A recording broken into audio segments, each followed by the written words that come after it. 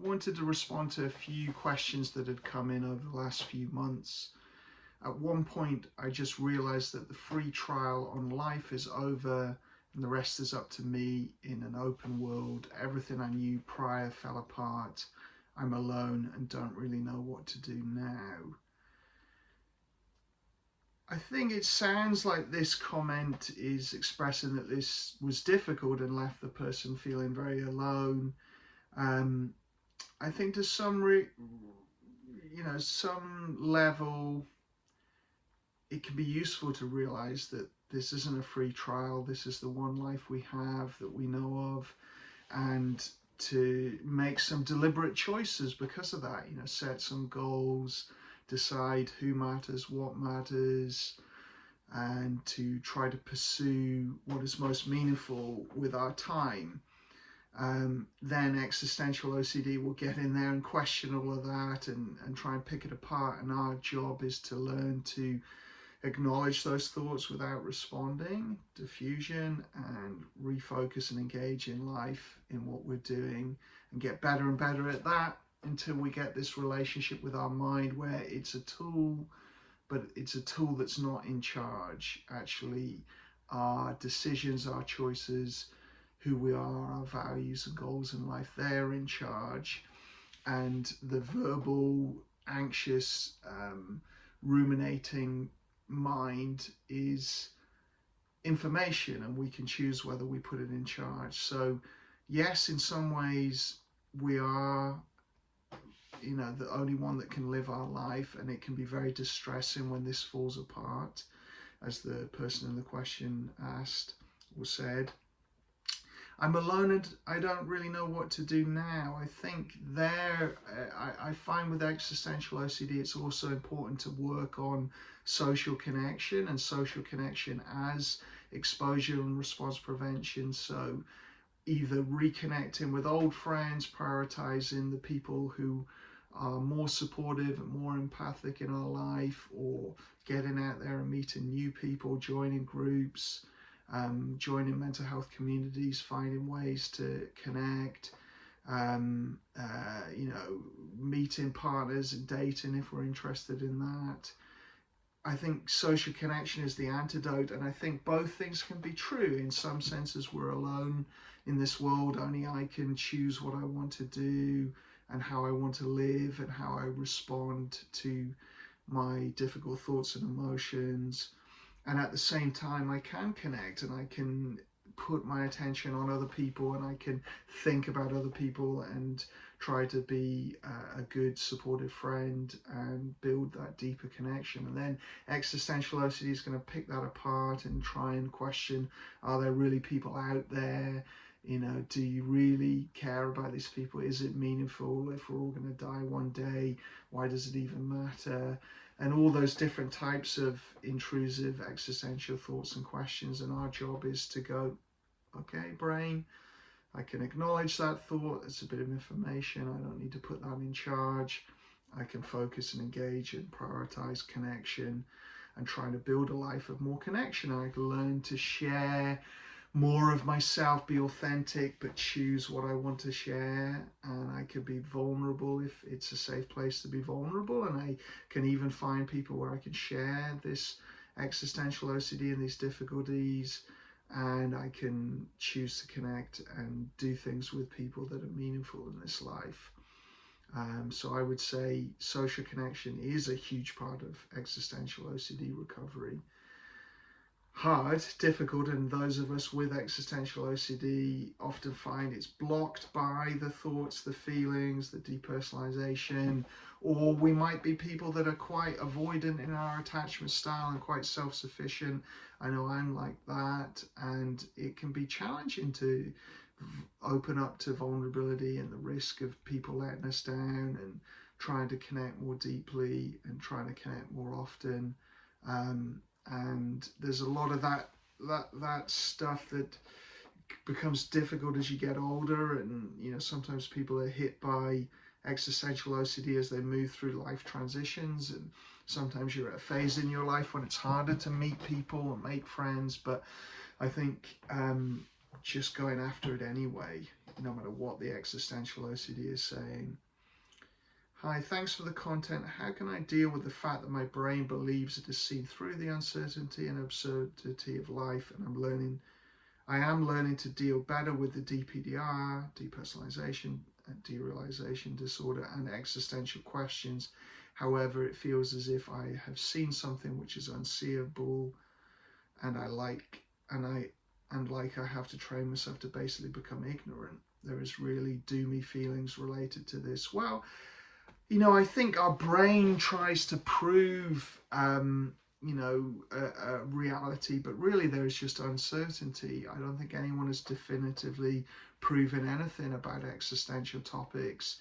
It can feel like that's really true, but I think sometimes if that truth that your brain is trying to convince you of is unhelpful, then accepting that there really is just uncertainty on these topics. It's uncomfortable to live with uncertainty, and our brain is often wanting certainty, even if it's a painful, distressing certainty, rather than to accept uncertainty and move forward in life. But we get to have an opinion, we get to have belief and faith and other things like that if it's relevant, but underneath all of that there is just uncertainty about these topics. So I would try to get out of that argument and debate that is continually confirming what our brain thinks is the truth and reinforcing that certainty and that hopeless view of reality, and instead diffuse, try not to be in that argument and debate. Then it will say things like you're in denial, or I'm training myself to become ignorant. And that's resistance. Our brain is like, I want certainty on this topic, even if it's the worst case scenario, so I can prepare for that and predict it and try and diminish suffering, and reduce the threat of that. And I'd rather know that it's true and depressing than live in uncertainty. And then we resist that and we get out of that debate, we start living life again, and then the brain resists and it says, no, you're being ignorant, you're in denial, you're kidding yourself. It might bring in philosophical debates and other things, and really our job is to go, well, what works for me, what's helpful in my life? It's not, from my experience, helpful debating and getting into this area and doing all these mental compulsions and all this avoidance and all this excessive hyper focus on myself, and all these things are not helpful. So instead, let's get out of that, and then let's expect my brain to fight that process and tell me I'm in denial, and instead focus and engage in goals, life values, social connection, and work with the resistance. So again, if you want to see my approach to the skills to support that, look at the OCD playlist, try and follow through on those skills. If you're really struggling, work with a therapist. You can't do this alone. If you're in that really intense suffering place, find someone that can understand existential OCD, exposure and response prevention therapy, acceptance and commitment therapy, these sorts of models to work on it, and get some support with that. Great videos, by the way. I've been suffering with existential OCD for a year now, and to cut a long story short, it was just an intrusive thought one day that stuck. So I've always loved my own company and loved being alive, essentially, but I thought one day, but what if I wasn't comfortable just being here with my own consciousness, and essentially not comfortable actually being alive as this individual entity on the planet? So now the crippling anxiety started around these thoughts, which has caused me to believe I'm now uncomfortable as an individual. I'll summarize. It's good to have the detail, and I appreciate the person sharing the detail, but just for the purpose of this video, I'll sort of summarize it a little bit. So it's questioning, do I actually want to be alive? Questioning values, and then it's kind of, how do I know I want to be alive? So a bit of suicidal OCD potentially, where we're worrying about that, panic and dread, very depressed, so it's flipped into a depressive version of existential OCD. Everything seems pointless, existing in fear.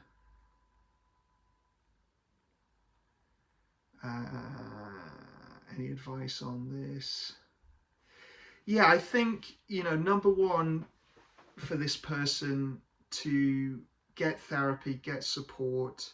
Sounds like you're really stuck in a very painful place and your brain has sort of really turned on something you value. So time alone, OCD will go after the things we value and important domains of our life, and it'll take things away. Existential OCD often went after nature for me and being alone in nature, which is something I absolutely love and I've always loved.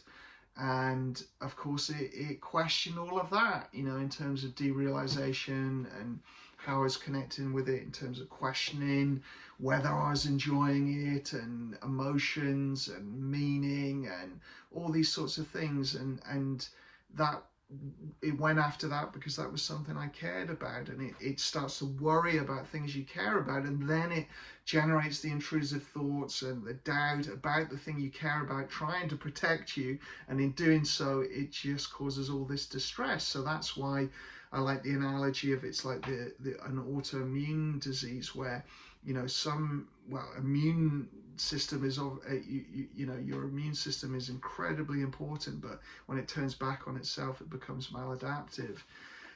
So I think you definitely want to be working with a therapist in this point, and it seems like it's pulling in other existential topics like meaning and purpose, a bit of the suicidal OCD where it's worrying, like, am I going into that place, or feeling depressed like that, and a lot of difficult emotions and pain, and so I would be getting support on this, but essentially we need to learn diffusion skills so we can observe all these questions and doubt and judgment from our mind and learn to not react, to let it be there, not believe it, see it as this tool that is giving me information which I don't have to trust and believe. I can just observe and then make choices that reflect my values. The emotions, we need to learn emotional acceptance. I think sometimes we can be struggling with this so much that we need to do some of the crisis and overwhelm skills that I have on the channel. So look at that video and my ideas on that. That's when we're just overwhelmed at baseline with OCD symptoms, and sometimes we need to get those compulsions down, the struggle down, the acceptance up, in order to then start to do more targeted practice with ACT skills to then move into ERP, doing exposure and response prevention. I think someone struggling like this, you want to be doing that with a therapist, working on ERP. But essentially, learning to diffuse, learning to accept feelings, learning to be self-compassionate, and then building ERP around reconnecting with being alone, bit by bit, learning to be alone with our mind again, and either be engaged with our environment or focused on thinking about topics we want to think about rather than ruminating about this sort of stuff. So planning goals and going over pleasant memories, or thinking about our areas of interest and our hobbies and our career and our goals and things we actually want to think about, important people, all of this sort of stuff. So learning to be able to do that and diffuse all the doubt and questioning, and learning to be okay with this baseline anxiety at being in my own company. I had a lot of this. I was sort of triggered by the present moment and the sense of being conscious, and an entity was generating panic, and it was all linked in with various existential topics around free will, around suffering, around death, around happiness, all kinds of things. So really, for me, I had to learn to accept that ongoing baseline anxiety, get much better at being with that, and learn to be able to focus on life goals and important things despite feeling this high level of of anxiety, and to choose my values even though and goals, even though my OCD brain was questioning, did they matter, were they even important, did I really enjoy them, was suffering worse than the pleasure of these values, all that sort of attack, learning to both work with the primary intrusive thought, but then as you apply the skills, the way your brain resists it, working with those secondary resistances. Same with depression, learning to accept that and follow a plan and live in that endurance event for a little while until it gets easier. But I think from the way the questions asked, I would definitely recommend working with a therapist to support all of that.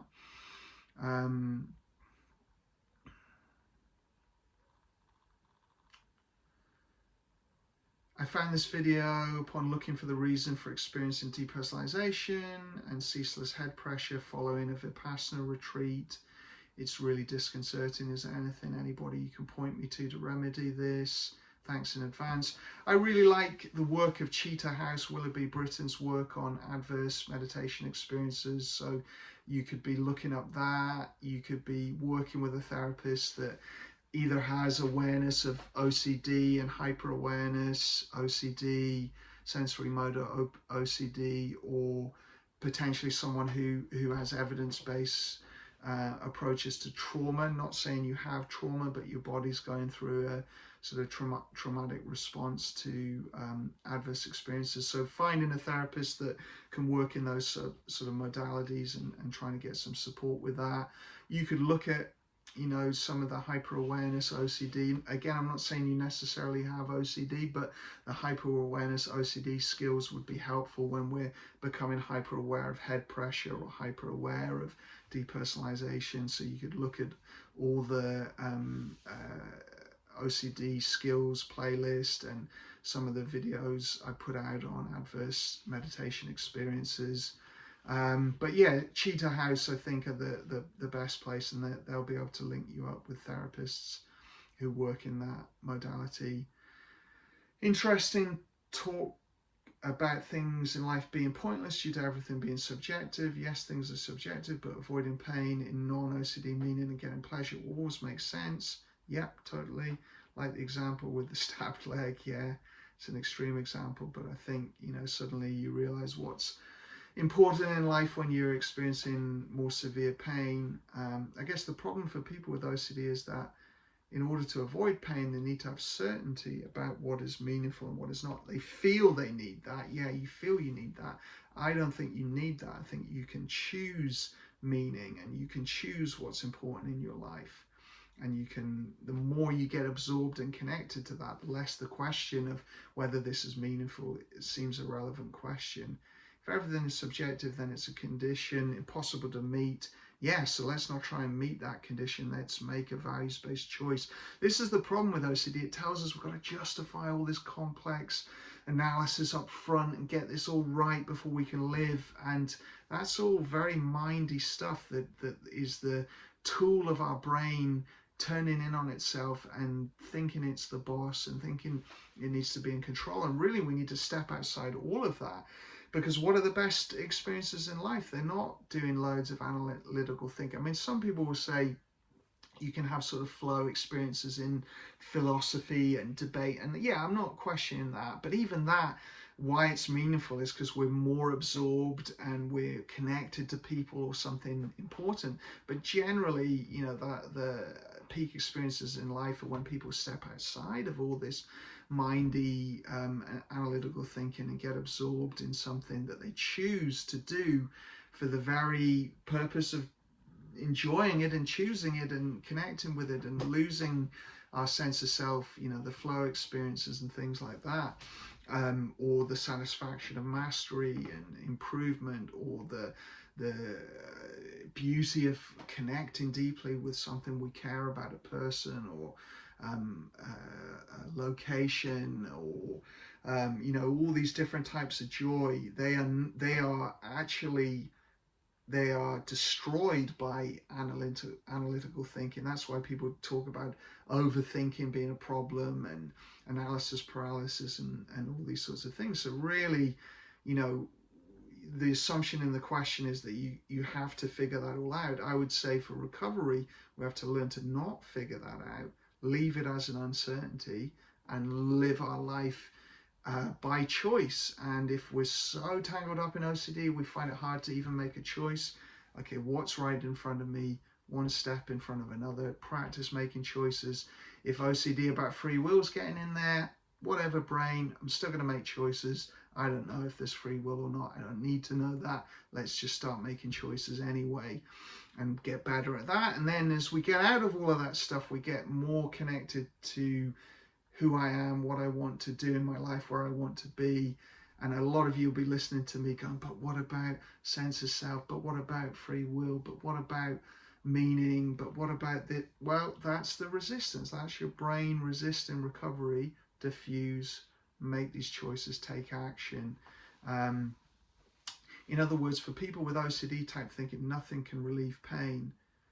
No, thinking can relieve pain. Action and attention can relieve pain. Unfortunately, the way pain can be relieved in the long term is counterintuitive acceptance. Yeah, so you're bang on at the end.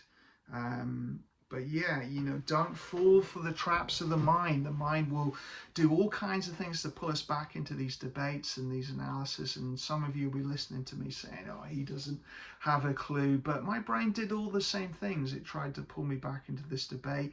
My experience tells me it's much more enjoyable to not be in that debate and to be connected to my goals and living the life I want to live and having good distress tolerance, being able to handle emotional suffering and have greater acceptance of all of that. And then it's much more transient, episodic. You move in and out of it. Your brain doesn't fight back. It doesn't resist so much.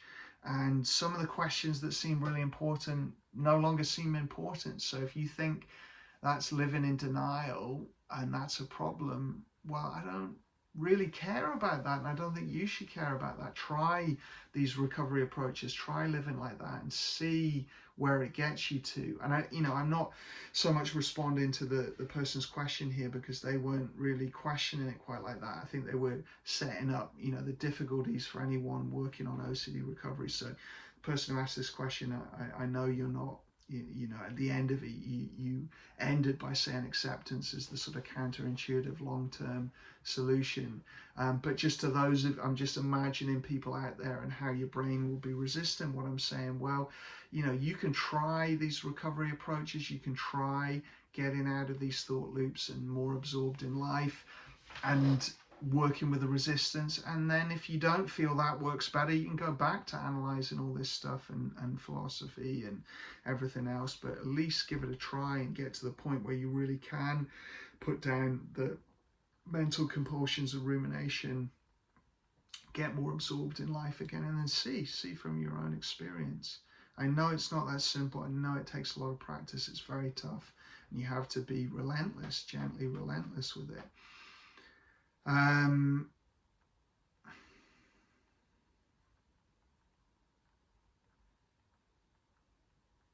me see any others here.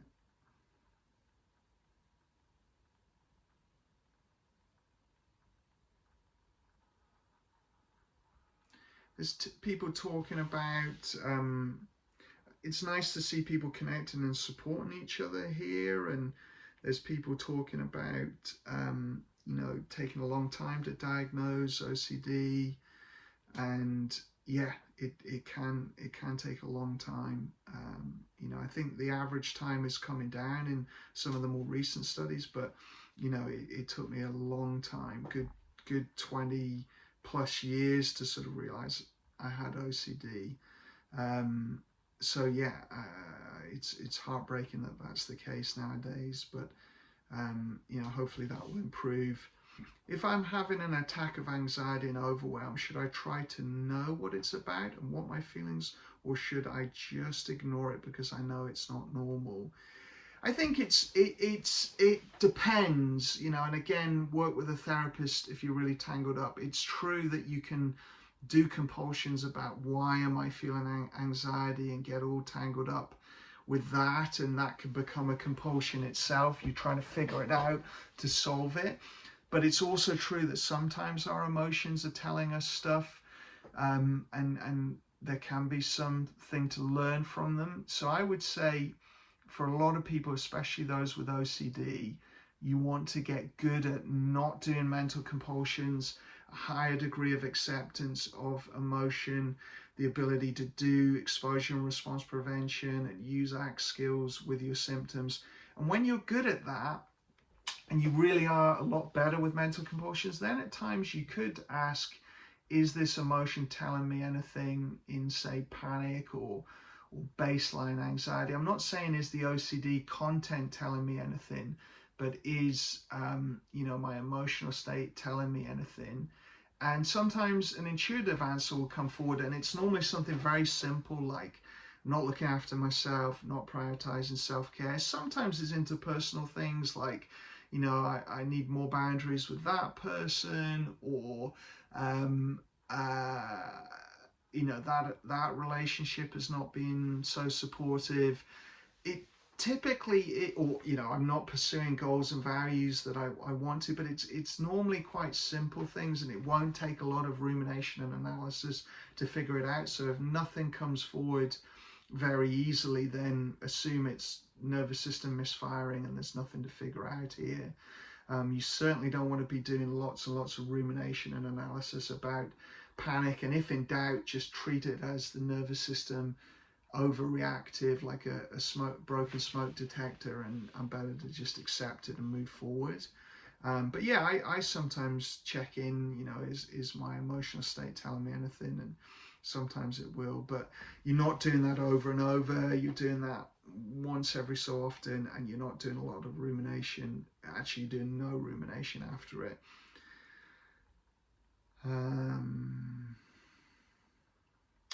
So people are saying thanks for the What About Releasing Trauma video. Great, I'm glad it was helpful. I'm tired of being hyper-aware of existence. I cannot stand myself. I hate having existential OCD. Yeah, it is so tough. It is so painful. You're not alone in this. You can see that from lots of comments here. I think get help, get therapy if you're in that amount of pain. It can get better. It can get a lot easier. You can get to the point where now I feel I learned stuff from it, and it has taught me what is meaningful in my life, and what it's taught me immense distress tolerance skills that are helpful in other areas of life. It's taught me attentional skills that are helpful. So it can get better and teach you things, and you can get to a better place, but it is very painful when you're in it. Get help, seek support, never give up on recovery. Try different therapists. If you haven't had success with someone, try another one. It can just take time. I am harmed due to mindful meditation, ended up with a panic attack, hyperawareness, dissociation, blank mind, lost inner monologue. I can't take it anymore. It's been 5 years. I'm so sorry to hear that. That sounds really, really tough and really difficult. As I said earlier, if it's meditation induced, then Cheetah House, Willoughby Britton's work is helpful. Working with OCD therapist who gets hyperawareness, dissociation, blank mind, someone who has evidence-based therapy approaches for trauma. Even if these symptoms aren't trauma induced, it's a traumatic thing you've been through, and sort of the trauma response of the body has been activated. So someone who understands, I like acceptance and commitment therapy for trauma, compassion focused therapy for trauma. I like the combination of DBT, dialectical behavior therapy, and prolonged exposure when they're combined. I think there's a lot of evidence-based CBT approaches for trauma. So finding someone who you resonate with and getting some support with this and working on it. There's lots of ideas on this channel. I think the crisis coping skills, have a look at that video, the stuff on hyperawareness, dissociation, some of the DPDR, depersonalization, blank mind stuff that I've talked about, inner monologue. but essentially your focus has been pulled so much internally that it's disrupting natural focusing. So to some degree, learning to accept that and get your attention out is going to be the antidote. But that is very hard to do, and you might well need help with that.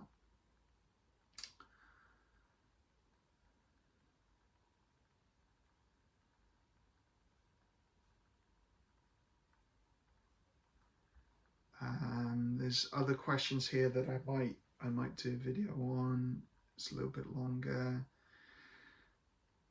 Just wanted to say how helpful your videos have been. The way you explain these concepts is inspiring. Someone struggling. Great. Well, thank you for the feedback. I really appreciate that. And yeah, I think there's nothing more meaningful than taking your own experience of suffering and trying to help others with it. And that's, there's a lot of people in the OCD world doing that. And that's what I'm trying to do here. And, it means a lot to hear that it's helpful. My approach won't resonate for everyone. So if you're watching this and it isn't resonating, just keep seeking support. Try different therapists, try different approaches. Do not give up. Keep going. You can get out of this stuff. This has really helped me realize how stuck I've been in low insight. Yeah, low insight is something I work with a lot in OCD therapy. A lot of people get so tangled up in the mental compulsions, the distress and symptoms, so much struggle.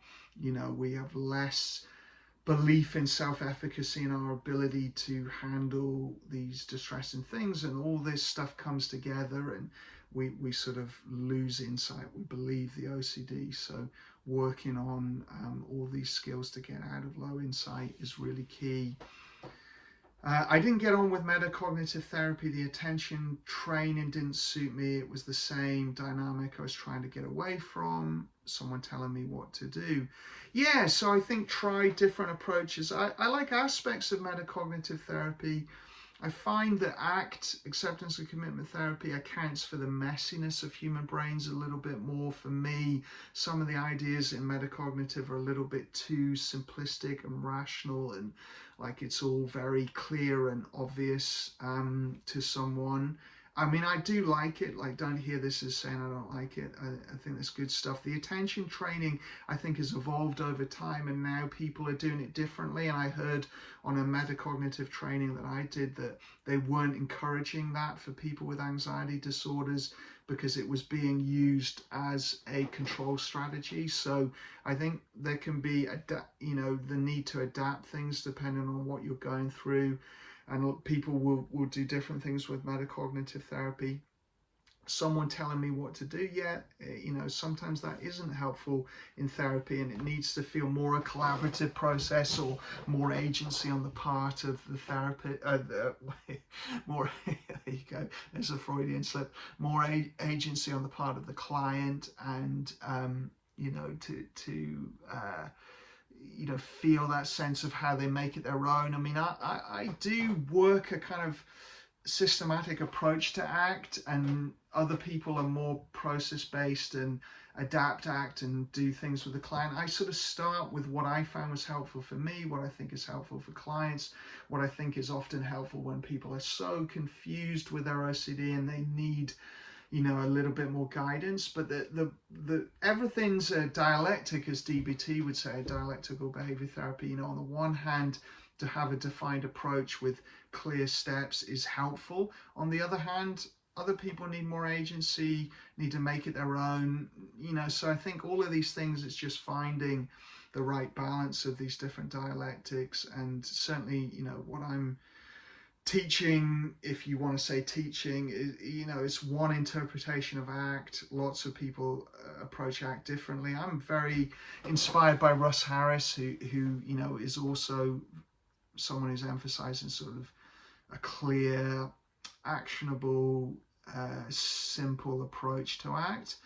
And then other people will be a lot more thinking process based, and they don't actually like the technique sort of idea or the way of doing it in steps. And I think it's just people have different brains. I appreciate a sort of Russ Harris defined approach, even though he is very process based as well. And that was what helped me. So that's what I emphasize. Other people don't like that, and it feels too rigid and not enough accounted for the processes. But for me, I don't want anything too abstract and too ambiguous. I dealt with lots of spiritual teachers and meditation teachers and things like that over the years, where they would answer you in riddles, and they would use language traps to sort of put the blame back on the person, and do all this sort of language stuff. So I personally, because of my history, I like more clarity and definition. Not that I'm always clear, I'm constantly trying to refine and make things a bit more clear, and sometimes I've got too many ideas in there and things as well.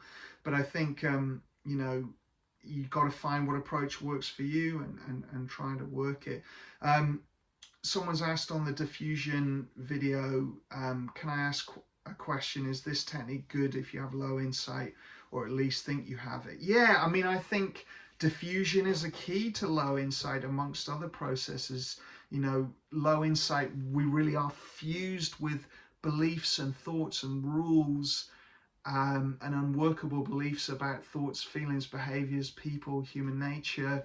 So diffusion really is the antidote, but sometimes people will struggle to do diffusion because they think the risk is too high, or they believe the OCD so much that it's hard to do that. So sometimes you have to work it together with motivational processes, values, workability, goals. You might need more psychoeducation about why I can't trust the low insight, and why no one else is believing the symptoms that you're believing are evidence of something terrible are true. You sometimes need psychoeducation, you need motivational tools, you need gradual approach to challenging it, very gently challenging it, and then you combine that with diffusion in order to improve and kind of get your insight back. Essentially, I see a pattern a lot. I'm not seeing any research on this, but it's my experience with clients that the degree of insight directly correlates to the amount of mental compulsion and fusion with those thoughts and feelings. So getting diffusion skills stronger, it's like the insight does come back. If I can really observe my mind, and I can see that my mind is a bit of a crazy monkey jumping all around, grabbing stuff and picking stuff up and making associations and causing havoc, then it's a little bit easier to go, well, maybe I can't trust it. Maybe I can't believe the catastrophic reality that it is telling me is the case with the low insight. So yeah, I would say diffusion definitely, but it may be very difficult to do that with low insight. And typically with low insight OCD, you're going to need the help of a therapist and support in doing that. Yeah, really good questions. Apologies if I've missed any, and I'll try and get to things as we go on. But yeah, feel free to reach out, and yeah, really, really great questions. And see everyone's grappling with this stuff, and it's tough, right? Our mind is tricky, but try and catch the common themes and the ideas for recovery and work them relentlessly. Work really hard at it, and you will get there. You'll get to a better place.